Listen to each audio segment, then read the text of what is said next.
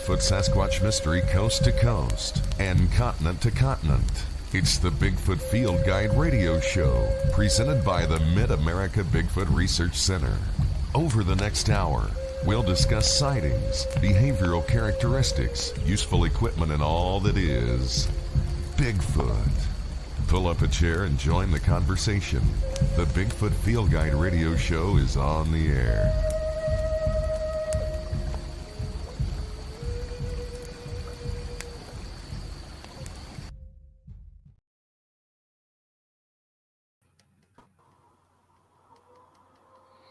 Welcome, folks. This is our second episode of this 2024 season. I'm joined by our co-host, Randy Rebelistic Savig. And, of course, we got Big Jim Whitehead with us tonight. He's going to be pretty much co-hosting with us on occasion. That way, you know, he might even be with us on every show. We just, but hopefully we'll also be joined by Robert Swain tonight as we talk about the drop boxes and stuff like this. Welcome, guys. It's been quite a week here in the Oklahoma, Arkansas, Missouri area with storms and stuff. So glad everybody survived that. Yeah, you bet. So I'm going to play a short clip here talking about evidence. It's only just about a minute long. And then we'll actually get into talking about audio drop boxes. In evidence. I believe in observation, measurement, and reasoning confirmed by independent observers. I'll believe anything, no matter how wild and ridiculous, if there is evidence for it. The wilder and more ridiculous something is, however, the firmer and more solid the evidence will have to be. And that's attributed to Isaac Asimov. And basically, that's the way it needs to be. You know, if you've got the evidence to back it up of what you're saying, then you know, people can actually take a look at it and believe in it. So, but if you don't have anything to support it, like, you know, you say you got a troop of Bigfoot out in the backyard, but you never took a picture of them, you know, it's hard to give any credibility to what you're saying.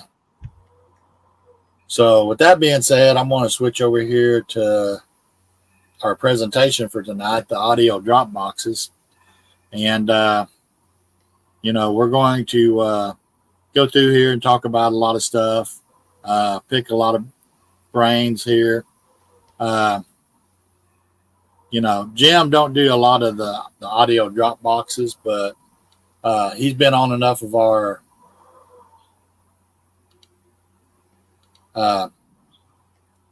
expedition. I got to figure out where the heck this is. Hang on, it keeps... Was it a comment box? Yeah, I've seen something about that pop up. Yeah. I was trying to find it and to see if anybody was here. My bad. I was clicking on something I shouldn't have. I'll leave my mouth alone. I'll leave my mouth alone. But anyway, you know, he's been on expeditions with us. He's watched us go and put these drop boxes out. I think he's well versed in how we operate. So once again, forgive us if anything pops up that we're not sure about. We're still brand new to this. And like Randy said, he was trying to see if anybody was in chat. That popped up. So without further ado, let's go ahead and go to the first slide here. We do want to give acknowledgments where acknowledgments are due. I learned about drop boxes initially by Tesla Research.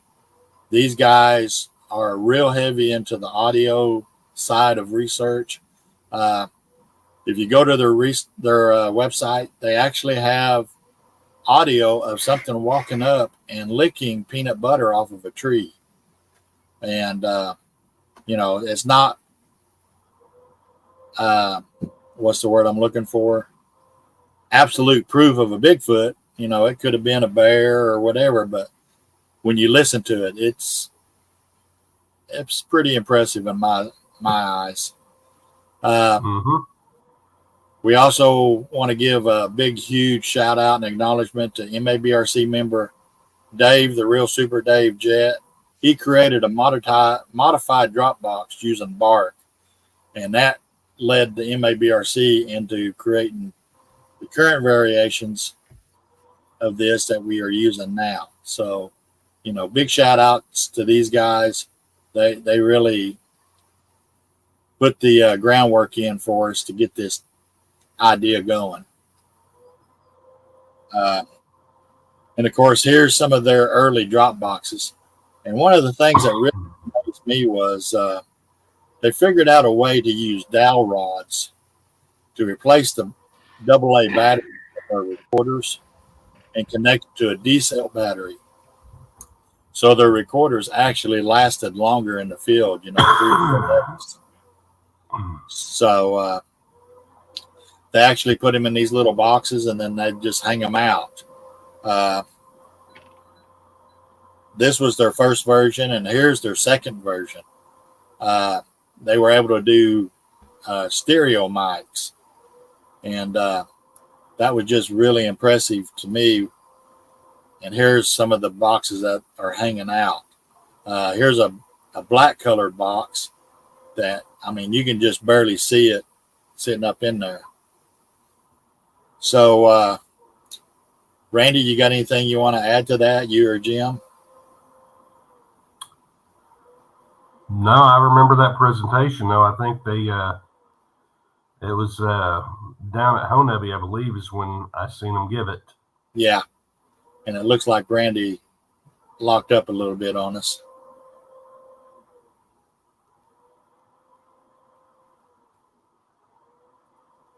Are you with us, Randy? Oh, it looks like he dropped off. Yeah, I think we lost him. He'll be back.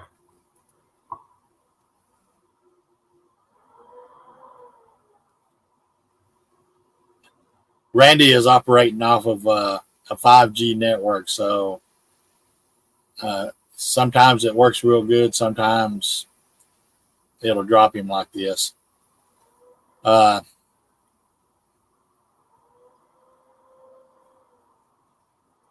Give him a few minutes to see if he makes it back in here.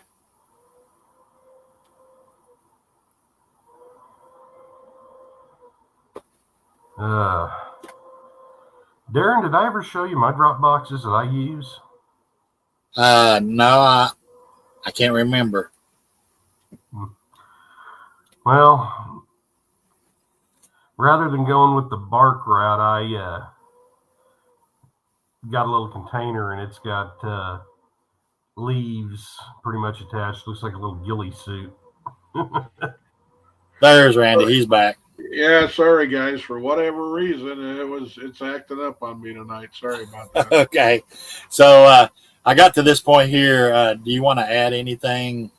Big Jim was talking about how he'd seen this presentation back in, I believe it was 2008 in Honebby that they gave. Well, again, Texla was one of the first ones that I listened to. That one is something licking I thought it was recorded, but the tree next to it or whatever. That was so awesome to me that could be found out without ever being in the woods. They were away from it, that nobody saw it. Yeah. And between that and Don Stockton, that was the reason why I thought audio was something that I'd be really interested in, and I took off with it. Because, again, it's got some very interesting things with it. And, yep, it's time-consuming, but, again, the results can be worth it. Right. Yeah, and what Texla was doing, too, was they were getting the little peanut butter cups, the little plastic peanut butter cups, and they would just take it off and take the wrapper and just dig in there and smear it on the tree, and then just leave the cup there. And we kind of worked the same route for a while, but then we decided that we've tried air freshener spray that is berry scent. Yep. We tried honeysuckle oil. We've done everything we could to encourage the Bigfoot to come up closer to the recorders. But that always kind of had a way of coming back to haunt us, because you'd have to put the recorder down a little bit lower. And so when the next person that we're going to talk about is the real Super Dave Jett. He come up with a different type of box, and we got a little video where he's explaining it. And when we went that route, we started putting the drop boxes 15, 20 feet up in the trees, and you couldn't really see them at all. So let me go ahead and switch over to that. And here's Dave.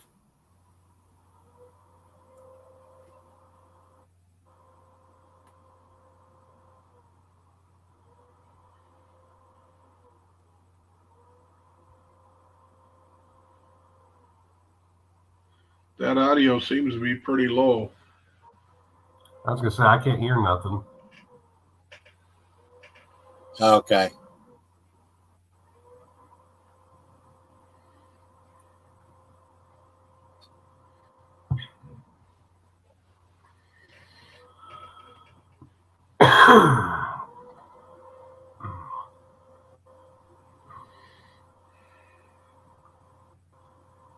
Yeah, I think it's because we got the wind in the background too. Yeah, again, with those making homemade wind socks like that can make a world of difference when it comes to reviewing audio. Yeah.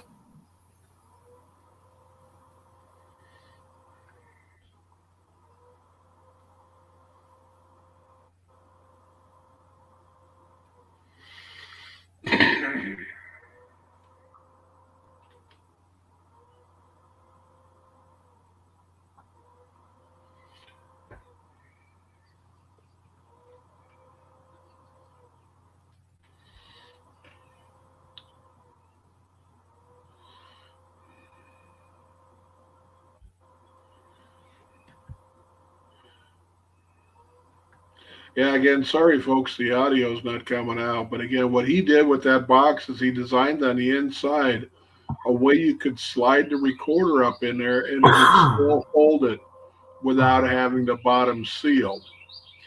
He experimented with different types of foam rubber. And once the recorder got going, you put it in the lock position so it can't mess with the buttons. He'd kind of push it up in there.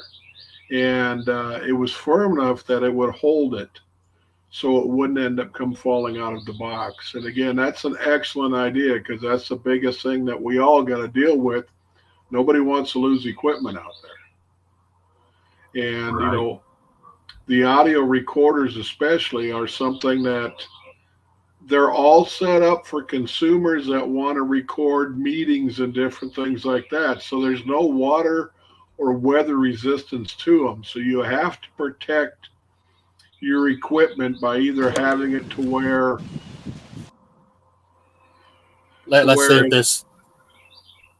Yeah, go ahead, Randy. Yeah, just to make sure that we can protect our equipment in case it would happen to rain in the middle of the night when it's not forecasted. So let's see if playing the actual video will be better on the audio. These are the little Sony mics. Oops, hope I didn't break that. That doesn't look good, does it? But that's the little Sony mic. I used a magic marker to try to keep the reflection off. That's a good idea. And then I just took a piece of packing foam, left over from something I bought on eBay. Cut a little slit in it. Just work that into it. And now that's a windsock. and that won't affect the sound other than to help kill the wind noise, but it doesn't really muffle the sound like you would think it would. Right. That's one trick. Another trick is to make these little PVC pipes. Just a piece of PVC. Looks like this. Now see, I made one to mount on here so I can put my recorder mounted here when I'm using my parabolic. So this and this are basically the same. But the difference is that here's a piece of PVC pipe, long enough to cover your recorder, and then that's the cap. And I go ahead and glue them on, and then I put a piece of foam rubber inside. And the purpose of that foam rubber is just to give some tension, some friction against that recorder when it's hanging upside down. So the recorder doesn't just fall out. But the reason it's upside down and not this way is because that's to keep the rain out, and it makes it rainproof. So your recorder fits up in here. Here's a recorder. Always when you start it, test it, make sure it's on, then turn the hold button on. And the purpose of that hold button is so that if you accidentally push another button, it won't change. It deactivates all the buttons. That's very important because when you push it in, sometimes the button will get activated, and then you come back a day later and you go, well, it didn't record because you turned it off by accident, didn't mean to. So always check it and do that hold. The other thing to always check for is make sure that you're using the record hole. This particular one has a red hole. But if you're going to use an external mic like one of these Sony mics, be sure you're putting it in the right hole. One's an earphone hole, one's a mic hole. So put that in, get it going, and just push it in. And that's ready to hang in a tree. Now the other difference between these two is I glued bark. Just peeled some bark off an old tree branch and used Gorilla Glue. Any kind of glue really would work, with carpenter's glue or some kind of black sealant that you use for reattaching things on your car. The trim and strip on your car would be good. Any kind of glue. And then let it harden. And I break off little pieces and just mosaic around. And just kind of puzzle it together and fit it until everything's covered. And that's very natural looking when it's hanging in a tree. Not so natural with the sponge on. I don't always use the sponge unless it's windy. If it's not windy, then this is what you'll see. Hanging in a tree. Okay. I don't know. Did that sound better, guys? Yeah. Yes. You could hear him explaining what was going on, and Okay. anybody that's been out in the woods gets used to hearing some wind noises. So again, it wasn't overly noisy. And let me check here to make sure I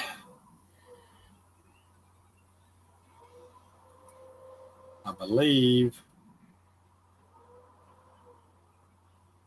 Okay. I just wanted to make sure I had the right audio recording. So the next one is where Randy created this new prototype drop box that was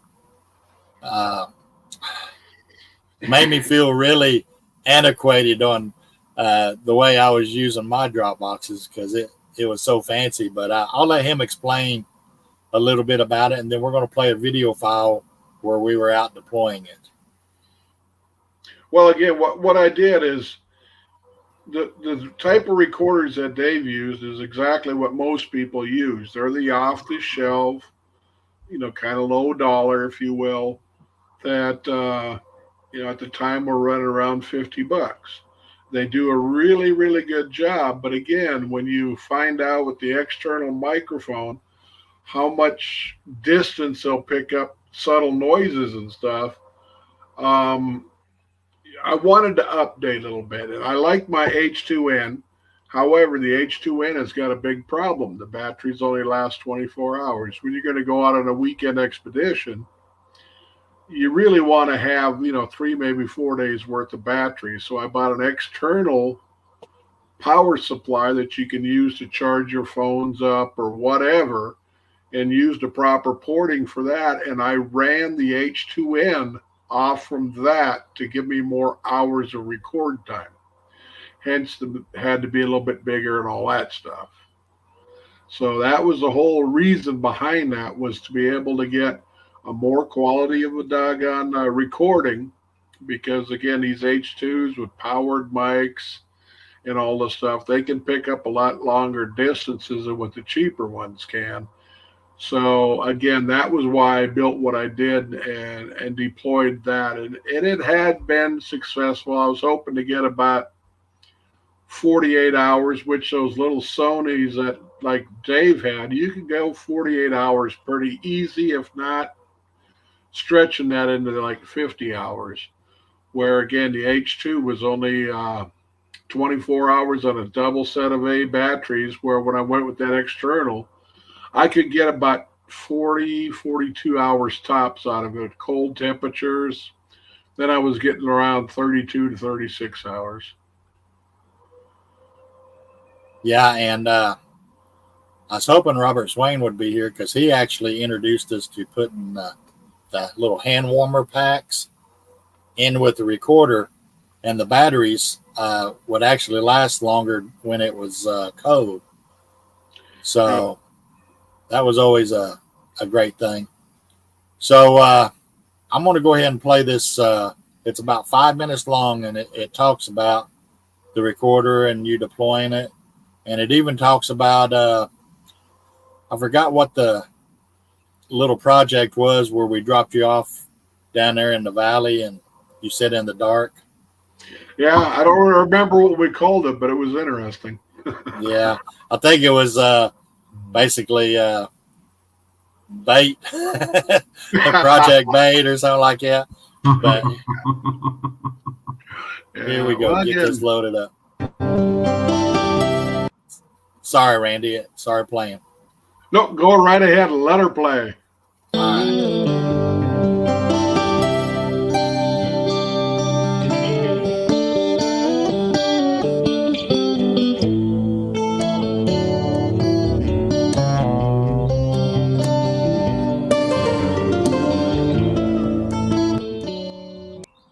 Now, folks, this is actually us down in the Valley Research Area, and this is one of the creek crossings.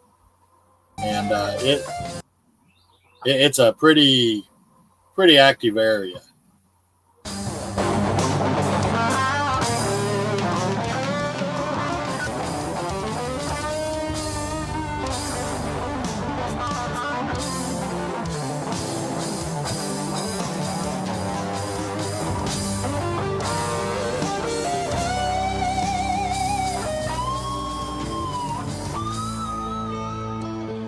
Well,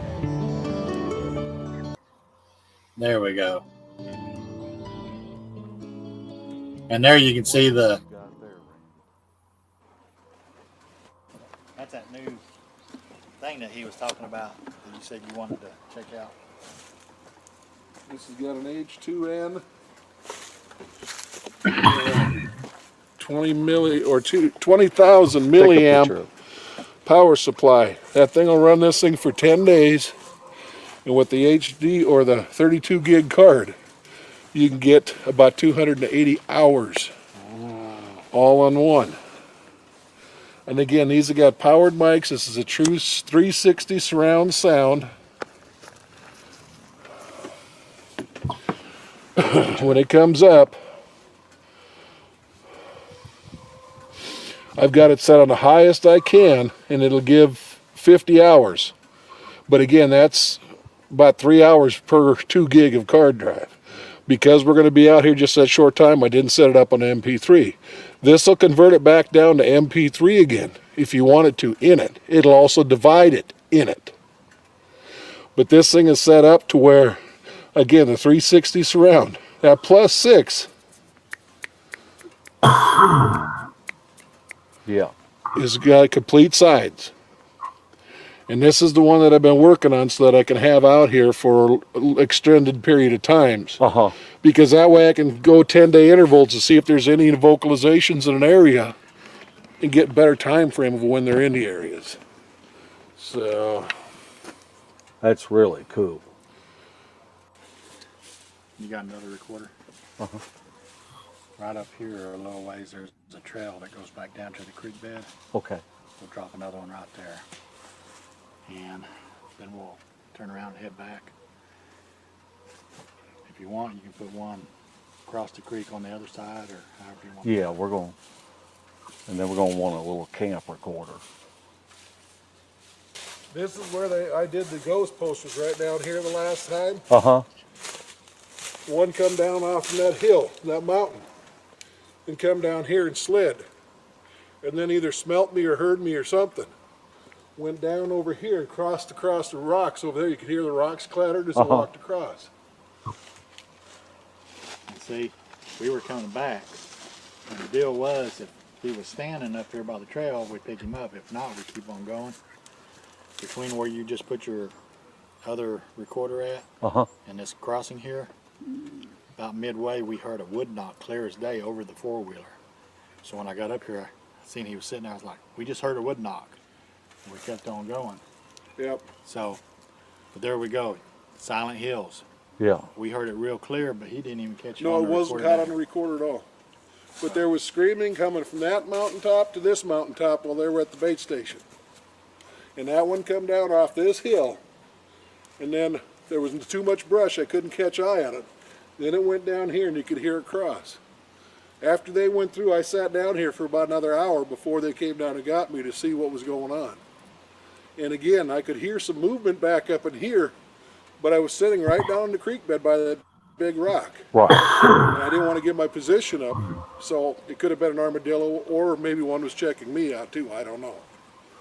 But it was definitely interesting. So you got your big one over there, I got my little one over there. Okay. And then we're going to back down to the creek bed over here, that little side road. And they're going to drop the recorder there, and that way we'll cover this whole dang valley, because this seems to be kind of a hot area. So. When we had the news crew down here with us, we had come down here and we turned around. Right over here is the old settlement. And we come back, and me and Izzy pulled off up here on this little trail that we're going to go down. And we told the rest of them to go on, and we was going to sit there with the thermal and see if anything come up the road behind us. No. I seen 4 of them going down the creek bed. And I didn't tell Izzy because I didn't want him freaking out.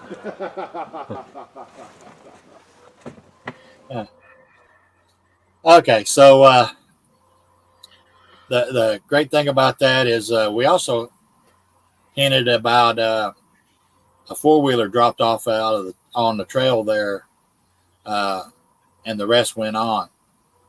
We've had this policy for years, is when we go into an area and there's like 3 or 4 four-wheelers, the front four-wheeler will drop off on the side of the trail and the rest will keep on going. And then whoever's on that four-wheeler that pulled over will watch the back area behind us with the thermal.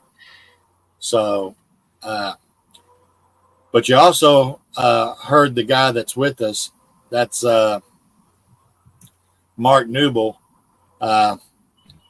He actually mentioned the camp recorder.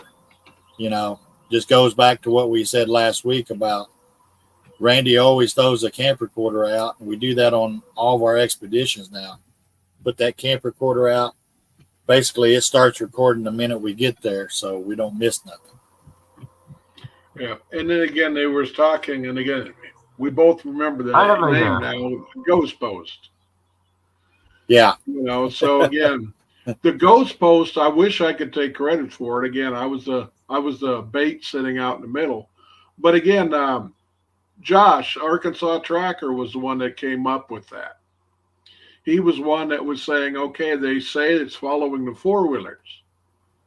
But again, there was no way that it was ever no one or anybody stayed behind with it. Yes, you put the one off to the side, but like you said, they skirted around it. So we put somebody, me, in an area that we could blend in. If there would have been a big tree and it wouldn't have been the creek area, sit up next to a big tree where you're not able to see. But in there, that big rock, I could sit down on the ground and my head was not above the rock. My head was not above the shore or where the creek was lower. So when I sat down in there, you couldn't see me from on top of the creek area. And I think that's why it was as successful as it was, because, you had said for years that when you went up there with the four-wheelers, they seemed to follow you in and you'd have activity at camp. Well, again, that year, and as far as I'm concerned, pretty well proved that is correct. Even if they're down on the other side of that valley where they don't hear us at camp, by running the four-wheelers down and going back again, you get their attention and they go looking for where you're at. And we'll even do a show here in the future. Yeah. I wasn't on this particular outing, but the wood knock that happened, do you think it might have been kind of basically giving them a head up that you guys were leaving the area?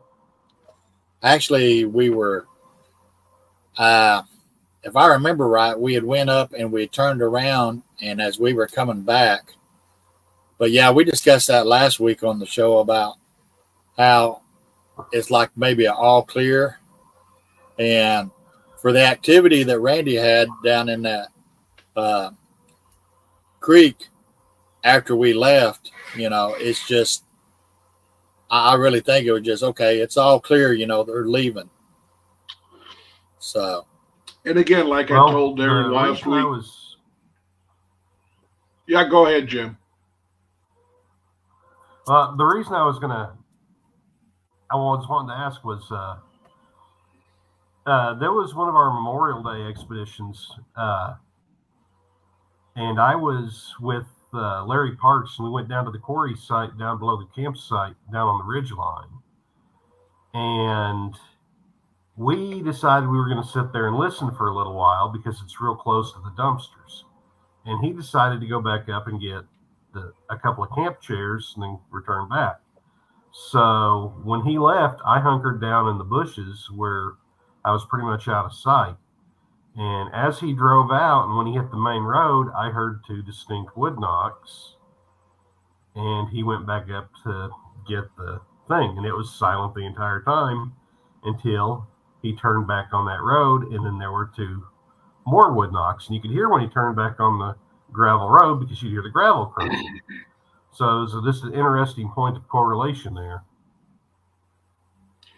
Yeah, so that's what Darren and I had talked about last week too, is, the one that he's going to show here a little bit later with the different wood knocks, that was after we had dropped recorders off that the wood knocks had happened.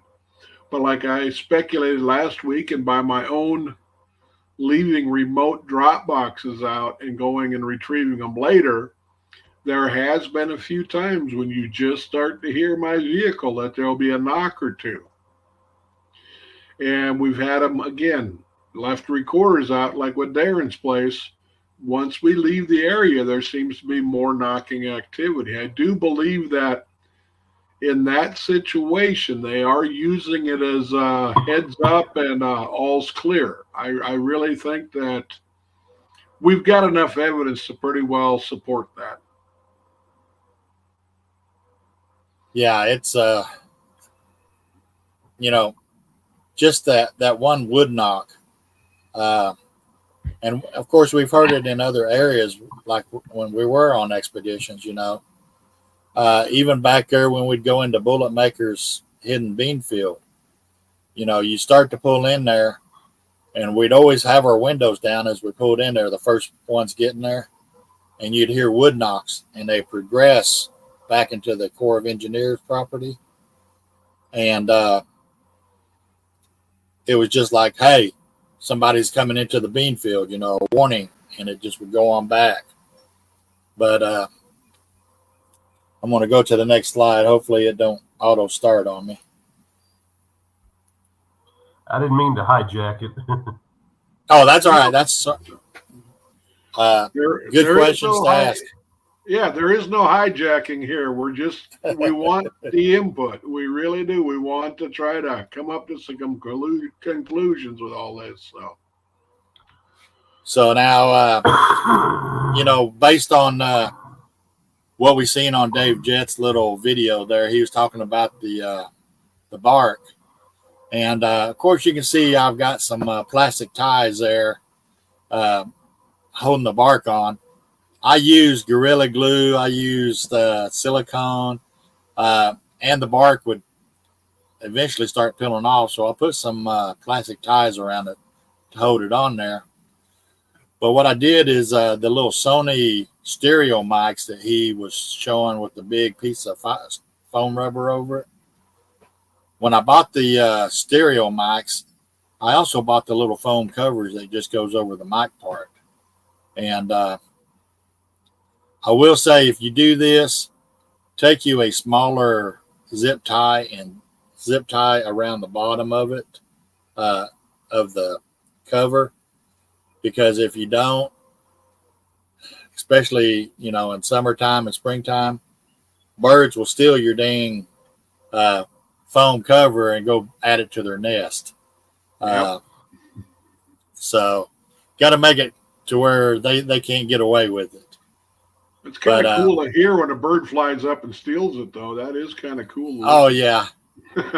So, but as you can tell, and my mouse is not really wanting to show on this, but you can see the hanger. We took a metal clothes hanger and basically made a hook out of one side, and then the straight part, this is where we hooked our pole to. And I can actually put this 25, 30 feet up into a tree. Sorry, folks, I had to wave the great grandson back out of here before he started talking. What's going on here?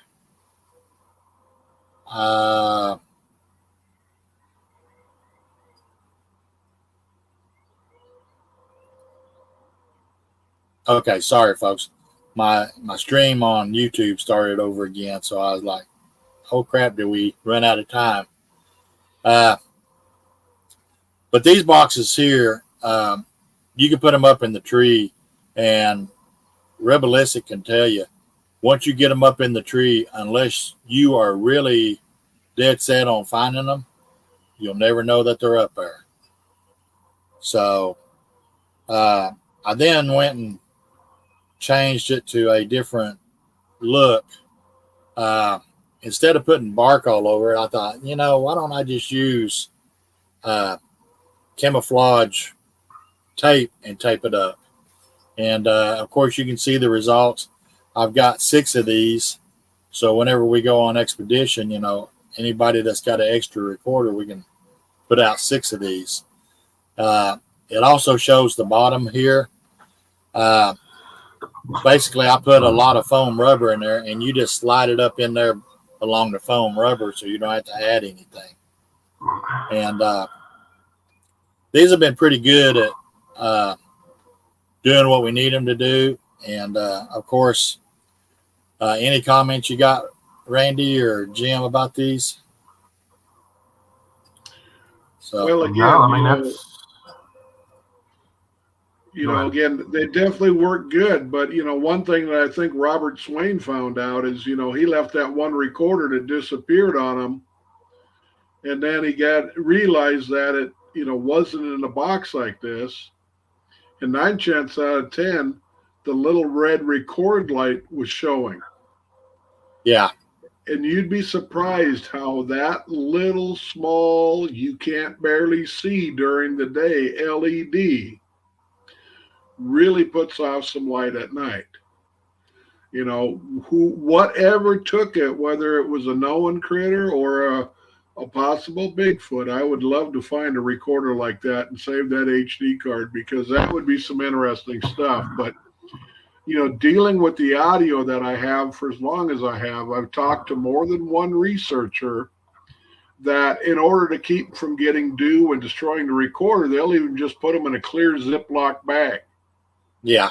and then have them disappear. The Ziploc bag is a great idea, but they didn't tape the red light off. Well, the recorders I use, the red light is on the front.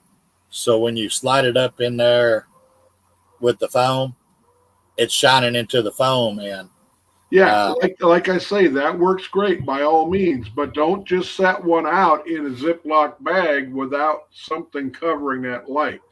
Yeah. Because I think a lot of them said, well, yeah, I just set it up in the Y of the tree with a Ziploc bag around it, and I came back and it was gone. Well, if that red light is showing, like they always do when you tell them to record, of course, something's going to end up seeing them. So, what was you going to say, Jim? Nothing really. I've got nothing really to add. You guys know I'm not really an audio guy. Okay. So now people are probably wondering, okay, so you got 6 of these that you put out, and there's a reason for it. We do a lot of directional finding, and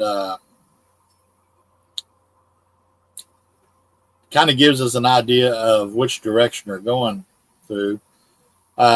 This is from a presentation that I've recently gave at the Arkansas conference and the Oklahoma symposium. These numbered red circles, these are actually our recorders out in the valley area. And basically these yellowish orange tabs that are numbered, they represent the location of a sound being made. So what we do is if we hear it real good on recorder 1 and a little bit on 2, and it's real faint on 3, then we know it's usually back off in this direction. Number 2 here, if it's real loud on number 3 and faint on 1 and 2, then we know it's basically close to 3, but it's inside the little triangle there. Same for 3. If it's heard the same on 2 and 3 recorders, the same decibel, basically, then we know it's out here somewhere in front of those, especially if we can't hear it on 1. And then 4, if the noise is heard way out here, only on 2, but we don't hear it on 1 and 3, then we know it's further out. And you want to add to that, Randy? Well, one thing when you're doing a setup like that, again, a lot of people do audio for what I call the oohs and the ahs. They just want to catch the loud sounds and the scary sounds and, have something to show their friends, which is fine. Go for it. I have no problem with that. But in this directional finding, when you're trying to find out stuff like a travel corridor, you need to put those recorders up a little bit higher, because we all know how sound travels. Anybody that sees a Wi-Fi thing on their phone, that's sound. And if there's something in the way, it'll stop it. So again, to put 3 recorders out like that, if you were looking for what direction they're coming from, you'd basically want to put them high, because it will come the louder sounds. It'll travel further, that type of thing. If you're looking to zoom in on them a bit, though, and they're going down through that valley that's showing there, if you bring them down about halfway in the hill, you can, again, zero in exactly what direction are they coming from. Are they coming from the number 1, number 3, or somehow coming off the hill on that number 2? And all that stuff can make a difference when you're trying to set up to where hopefully you're set up for when they're there and when they're coming through.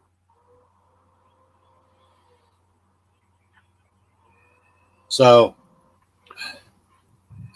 go over here to the coverage.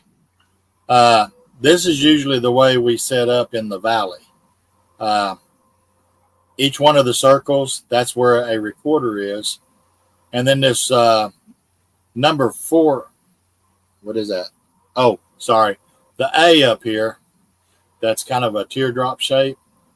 That is usually Randy's big, huge parabolic. How many inches wide is that parabolic?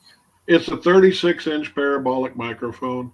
And again, that's one we tried to set up higher because, again, that thing will pick up normal human speech at over 400 foot away. You know, vehicles and stuff. I mean, I picked up cars in the valley there that when you go from one side to the other, what do you got, 5-6 miles? And I can hear him going. I can hear him going down the road with that big microphone. You know, so again, that one we want to try to get up because again, it probably won't pick up some of the softer sounds we're looking for, but it'll pick up a long ways from what it has to be sitting. That's really one of those passive tools that we've got advantage to in Bigfoot research. We don't have to be on top of it in order to be able to know what's there. We can be a long ways away and we can be listening and know that it's there. We don't have to worry about the foliage. It isn't like we're trying to sneak up and take a picture of one because, again, we can take a sound picture from hundreds of yards away and it doesn't make a difference. Yeah, we let the technology do the work for us. Absolutely. So I know there's been some expeditions we've had as many as 10 to 15 recorders out.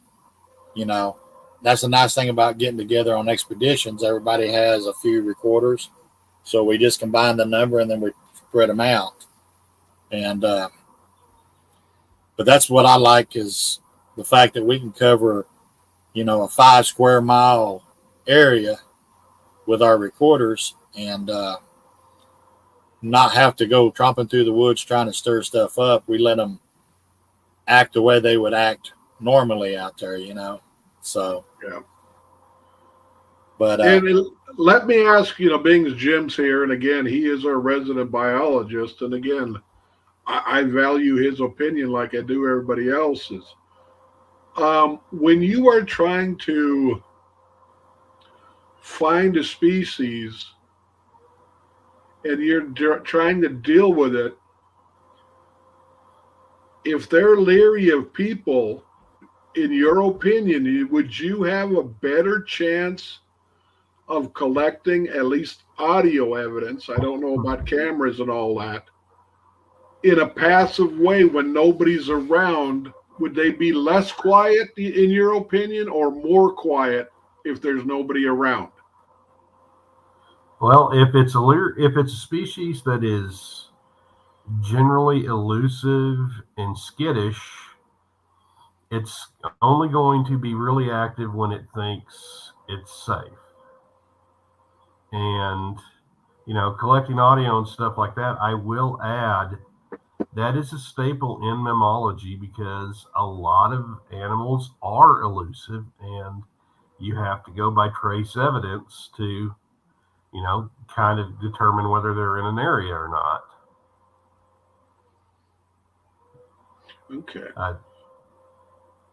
and that actually will be a topic for another show where we talk about AI being used to find out how many of a certain species is in an area. You know, that was brought to us by Stephen James at the symposium a few years ago. And, you know, we've talked about it before, but it is a real big eye opener, and we'll do a show over that, and we'll see if we can get Stephen James in here to discuss it with us. So, and again, that's one of them that I'm looking forward to hopefully getting involved in, because again, that would help out a lot when it comes to review and figure out what is an unknown versus what is a known. You know, what Jim just said, I think makes a lot of sense when it comes to my personal area that I do research at, because a lot of times, I mean, I when I go out, whether it's on the big expeditions or by myself, it isn't unusual for me to have 2 or 3 recorders plus the camp recorder recording. And just smidgens of that, of stuff that I've had, would make it sound like they are more relaxed when I leave the drop boxes and go home. You know, we've been out in the field till, say, midnight, 1 o'clock in the morning, and things are pretty well quiet. And of course, we leave at 1, and by 2 o'clock, things are being recorded that wasn't recorded while I was out there. And again, that's one important part that people kind of need to understand about Bigfoot research is a lot of times, and again, I totally agree with Jim, they're probably going to be even more elusive and more quiet when they're out in the woods. Well, how many times have we been on an expedition that would last, 3-4 days, and it wasn't until almost the last night of the expedition we started getting something happening. It took that long for whatever was there to start to get comfortable with our presence and realize, hey, these guys probably aren't a threat. Yeah, they got used to our routine. Right. You know, that's another thing that we found in this research too. Again, lack of a better way of putting it, catching them when they don't expect to get caught. You know, different things. The ghost post was one of them. They didn't expect anybody to be there because they never stopped. Things like that. We've had them where when you thought you were being paralleled, if you stop in the middle of a step, you can hear a step being made to the right or the left of you. There's just different things like that if you're in the field doing the research, again, being quiet, acting like a dumb camper can be more advantageous than jumping and looking around at every little noise you get. Mm-hmm.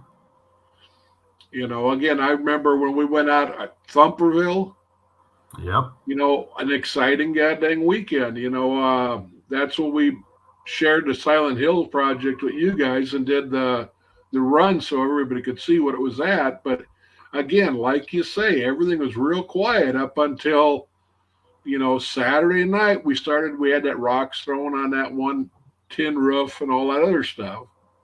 But again, we didn't go running for cover, or we didn't go flashing flashlights in the woods.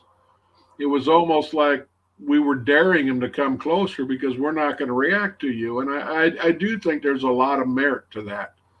You know, I'd like to see maybe down the road the MABRC doing another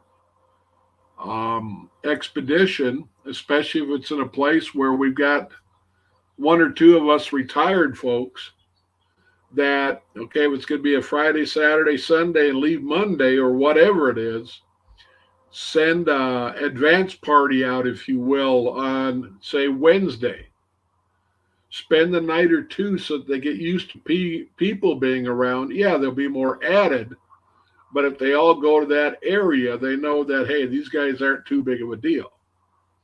And I'd be interested to see if that can make a difference too. I mean, Slick, she's had a lot of results because, again, we can have an expedition and she'll show up Sunday morning and then stay later than that. Well, she seems to have activity that way because they've already got used to people being there to where they've let their guard down.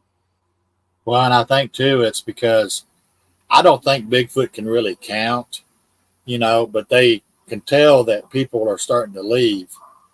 And I think what it does is it makes them realize, oh crap, you know, if we're going to mess around and, you know, see what's going on or go into their camp or whatever, we got to do it before any more of them go home. Because that last night, especially on Memorial Day expeditions that we used to have, the Sunday night, there'd be times all hell breaks loose, you know. Right. vocalizations, rocks being thrown, the Bigfoot coming into camp. They can't count how many of us there is, but they notice that people have left. So, if they're going to mess around and do anything, they got to get down there and get it done. So that's just my opinion, Well, and most, even though I know you said they can't count, but most animals can, look and realize, hey, there's more than one person, or the sheer size of a group of people, I think, is a big intimidating factor. I've got an area that I used to research at, and it's a party lake during the summertime, and I won't go there because there's too many people. It'll scare everything off. During the wintertime, it's cold. Nobody wants to go there, and it's dead as far as human activity goes. And that's when I like to go there, because wintertime seems to be whenever there's activity reported there.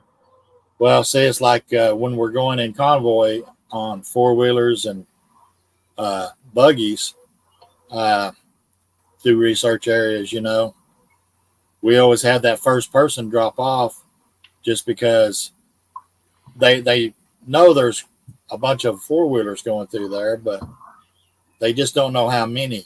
So that first one, when it drops off, it's got a good chance of sitting there and waiting for a Bigfoot to come right up behind the caravan as we're coming out of the valley or, wherever. So, but talking about the, the four-wheelers and all this next clip that we're going to play is something that Randy and I talked about last week. It's the multiple wood knocks. And we had went out and we'd set all the audio recorders up, and this was the last audio recorder that we were setting up, and it was also the furthest one out. And so what I did is when I heard these wood knocks, I sent the clip over to Randy, and he was able to take all the wood knocks and shrink them down into one clip. But what's so amazing about it is if you watched the last episode last week, Randy was talking about how the Bigfoot seemed to have different sounding wood knocks for individuals. And when you listen to this next clip, you get the idea that you've got multiple Bigfoot, because they all sound a little different. So if you're ready, Randy, I'll go ahead and play that. Yeah, go for it.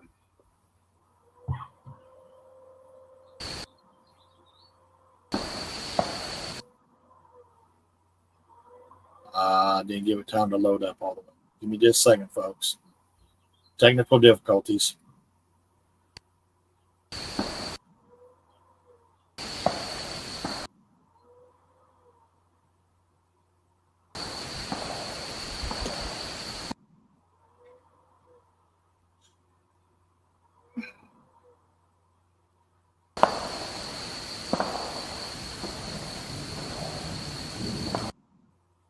See if I can play that again. Just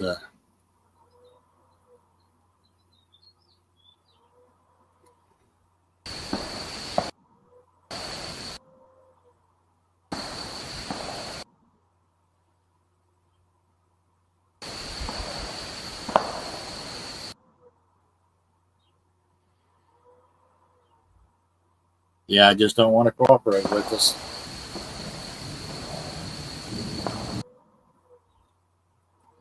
Anyway, hopefully everybody's able to hear it, but if I remember right, there's like 10 or 12 knocks there, and that was just really impressive, because what had happened is after we hung us recorder up, the first wood knock happens just as you can just barely hear the four-wheelers as we're leaving. We were a good probably 500 yards maybe up into the woods heading back. So that was one of those things. We wanted to try to play it for y'all so y'all could hear from last week, because we talked about it. So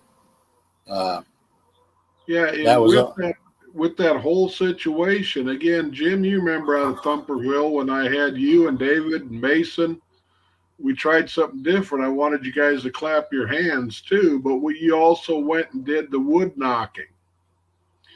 And again, it was very easy to tell. Once I saw Mason's clap, or not only saw, but heard Mason's clap, heard David's, and heard Jim's, no matter how far they went away from us, whether they were using the knocker or whether they were clapping their hands, I could tell who was who by the tones that they were using. Equipment. So, sorry, Ryan. No, that's fine. So again, it's back to that situation. I think we've stumbled into something that could be pretty, I don't know what I want to say, but useful. Let's put it that way. Interesting. Again, Jim, when you are looking at primates, take gorillas, chimps, whatever, we know they clap. We know that they can even thump their chests. Is there any evidence that they can be told apart by their clap or their thumping of their chest or however they're making certain noises?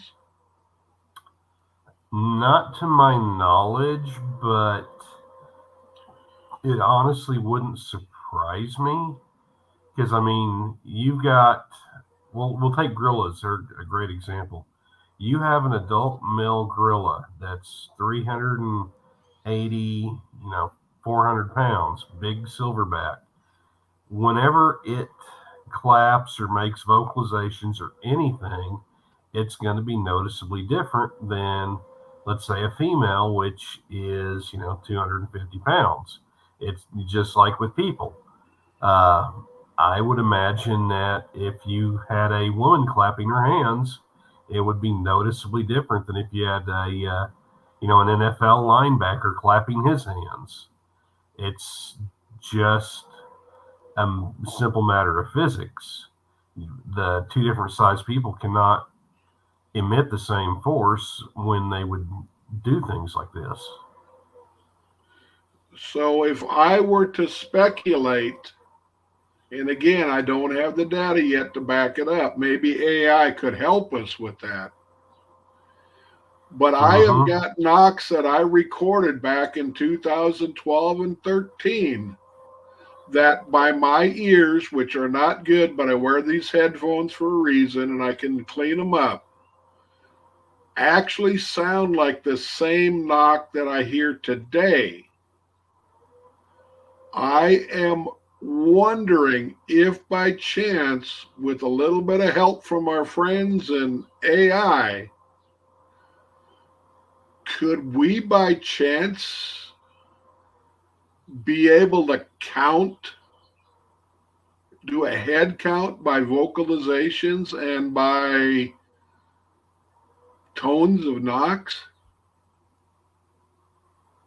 I'd say it's definitely worth pursuing. That could give you an idea of how many would be in the troop anyway. Because again, with that one that Darren just played, I know just by listening in the tone and the way it comes up on the spectrogram, there's 3, possibly 4 different tones of knocks in that dozen.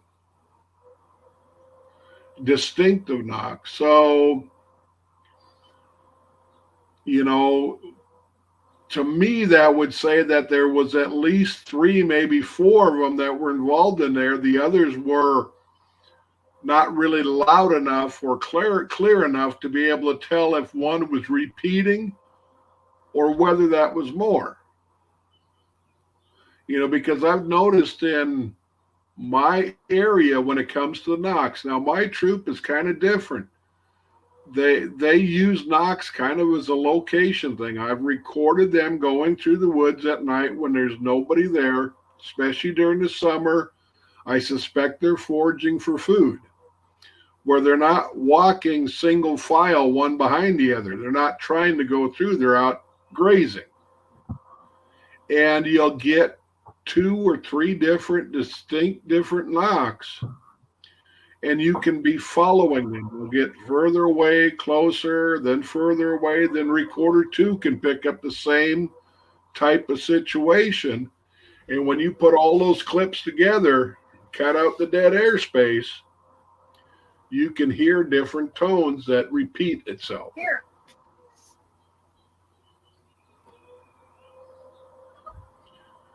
You know. So, yeah, go ahead, Randy. So again, that's just something that I not only want the group to think about, but anybody listening. I mean, let's put our heads together. Is that something that, okay, the vocalizations should be different. We understand that with the AI, but the vocalizations we don't seem to record as much in some areas as knocks. Could we get a better idea of what's going on by knocks as far as numbers, just like they can with vocalizations? It's all questions that, again, I think as researchers in every group, that should be something we want to take a look at and see if we can't come up with some type of answer with it. Yeah, it's always been, I'm going to say, a pipe dream for a lot of researchers to get all the individual Bigfoot groups, together and try to come together and share this information and try to figure this stuff out. But, we've worked with Texler Research. We've worked with, GCBRC. We've had Okie Bear out with us. Robert Swain in the Apes group. We went out with a lot of other groups, and we've shared ideas, and I think I need to get something going between us and those groups and say, hey, let's try to share this information and put it together in a database, and that way we can all share it. Right. So, because I think just based on and you brought this up last week too, the individual knocks and all that, it's really got me thinking, just like the vocalizations, they're going to sound different for each individual Bigfoot, because it's like humans. We all have our individual voices. So, but yeah, that's something that we'll need to try to get other groups to open up to us and for us to open up to them and see if we can share that information. So now I got this last video clip loaded up, and this is you talking about some of your recorders and your parabolic, and it actually shows your big giant parabolic, if I remember right. So I'm going to play that real quick. It's hopefully we got good sound for it. So here it goes. Well, some of the questions that I've had is some of the basic equipment that I use out in the woods. Basically, my research bag is nothing more than a duffel bag. In the duffel bag, there's several compartments where I keep the portable recorders. Some of these you can leave out in the woods. Again, this is off-the-shelf stuff. This is not the high-dollar stuff that you have to spend a ton of money on. I also do buy other microphones for these. They clip in on the top. The reason why I do that is they're a little bit more superior than what the recorder is on top as far as the microphone goes. It also puts it into stereo versus a mono. These I use for the parabolics as well as the drop boxes. This one here is an H2 Zoom. A lot of folks have seen them. This one I primarily will use as a camp recorder. The reason for it is these things really eat some batteries. With these, about 4.5, 5 hours max is what you get. I've got an adapter that I put into my truck that I can plug into this and not use the batteries, and just set it on top of the truck, and the truck a little ways away from camp. That way, if there's some activity around camp, it is also recorded and we can capture what's going on. Real important thing if you're putting drop boxes out is a GPS. as much as you might think you know the area, when you put a little drop box out, it's easy to forget where you put it. So if you end up marking it on the GPS, you will have it when you go back to get it. We also use this to mark some of the possible manipulations that we find so that we can see if they're in a line, see if they make any sense on a big picture. You know, hopefully we can end up getting some travel corridors and stuff figured out with that by putting on Google Earth. Of course, you got your different headlamps and flashlights that you have to have at night in order for it to be able to see and move around. This is what I call a drop box. This is nothing fancy. It's just a homemade, or not homemade, but it's just a little case that was bought at a dollar store for $1. Happens to hold the recorder very well.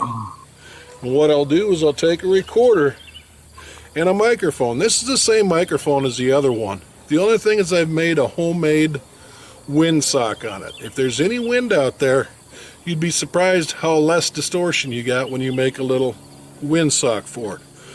We plug it in, we can turn it on, insert it into the box, zip it up, and now we can hang it from a limb of a tree, or we can hang it anywhere we want. It stays out in the woods. These little Sony recorders that I use are actually very good because they'll have up to a 60-hour battery life on them. So if you want to leave it out for a couple nights in a row and not disturb it, you can just let it run the whole time. A lot of people don't think you get much activity during the daytime, which I have to agree.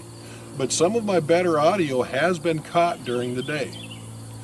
Now, out in the woods, especially during the winter time, when there's not the bugs, I like to use parabolics.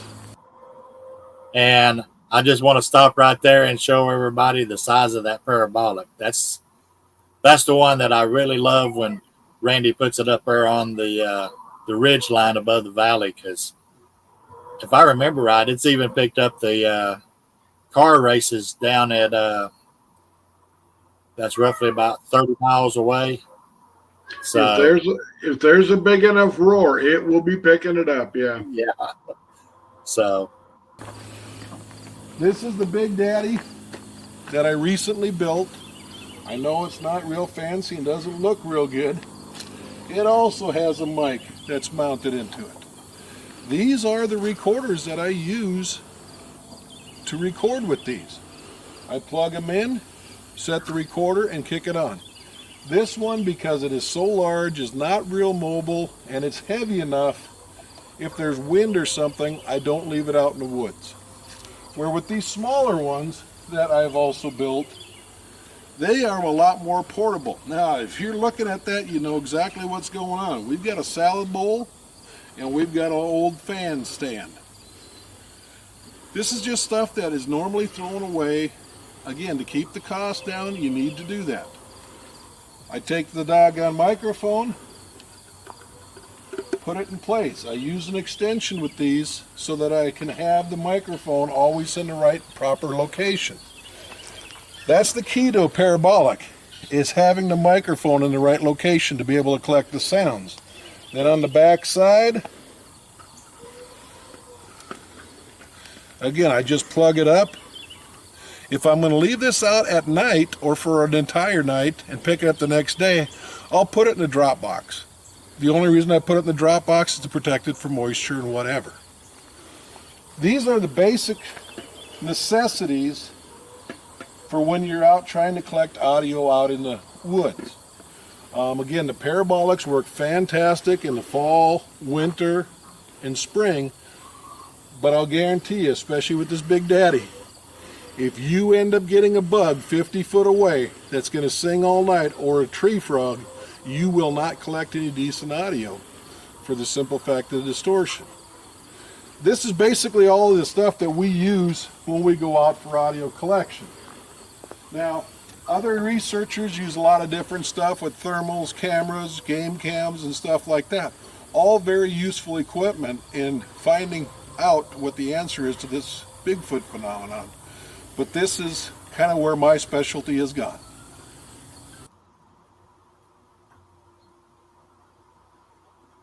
So, you know, a lot of information that was packed into that, Randy. But one thing I don't think we covered on this was, folks, when you do put out a recorder, the best thing to do is to actually say what the location is, the date, and the time. And then when you hang it up, that way when you come back and try to listen to the recording, you'll know where it's coming from. Yeah, and again, without trying to sound nasty, your time date stamps, even though they're excellent when they work, I've had two or three recorders where the time date stamp was messed up, didn't work. So yeah, again, I agree with you totally. Rely on the technology, but remember, it's only as good as it can be. And sometimes talking to it, looking at your watch, will give you a better idea of what time of the day you're dealing with. So yeah, again, that's definitely something that, especially if you're not used to your equipment, to go ahead and do. Yeah. So, folks, we've kind of run over on our time. So we try to keep these down to an hour, which I doubt we'll really be able to do. Big Jim, we'll get you back on here and talk about your book of sightings that you did, because I really love that little book you put together. And if I can it's a work in progress. And if I can make a suggestion too, and that is, with correlating Jim's book, one thing that I guess I get asked quite a little is, is Bigfoot? Do you got to go in the deep, darkest woods 16 hours from home? Do they live in the rural? How about on the side of communities? With his sightings book, maybe either that show or another show, we can discuss where the different sightings that we've investigated and where they're located, not exact location, but as far as environment. Because I keep hearing people say in Missouri here, well, I go way up in the Mark Twain forest and I never hear anything. And the one guy that told me that lives in the Osho. And again, I've heard of sightings right outside of the Osho. Why are you driving way up by, Bennett Springs, Lebanon area to research Bigfoot when they're in your backyard? So that's something I think that we need to really do some barnstorming around too, about, why people are saying they can't live there when we've got reports, again, what does the animal need, the adaptations that they seem to be making, that type of stuff, I think would be a really good upcoming episode too. Yeah. We can do one on, locating your own research area based on, sighting reports. We could get real deep into that. Oh, yeah. I'll put it down on our list of shows to do.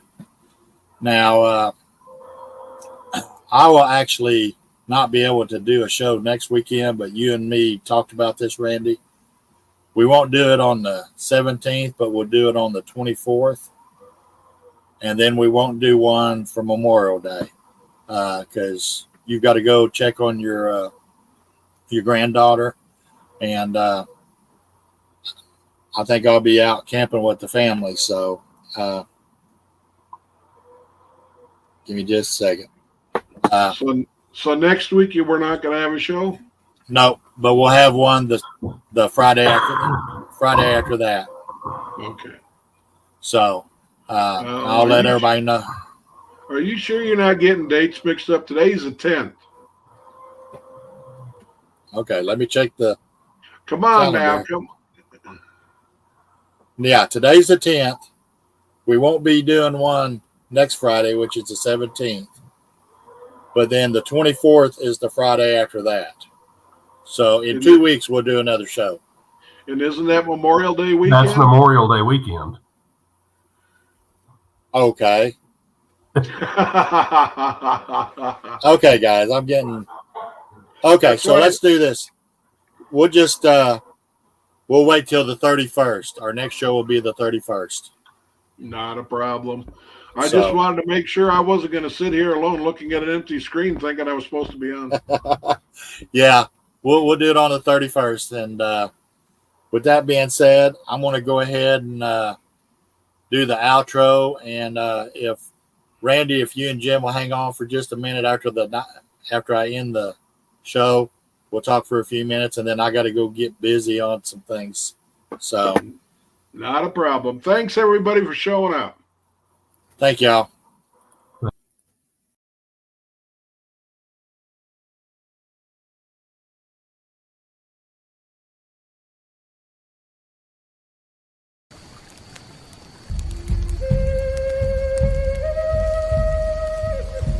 You've been listening to the Bigfoot Field Guide radio show, presented by the Mid-America Bigfoot Research Center, where researchers think outside the box. Available for download on iTunes and from mid-americabigfoot.com. Thanks for listening, and remember, the next time you're in the woods alone, maybe you're not.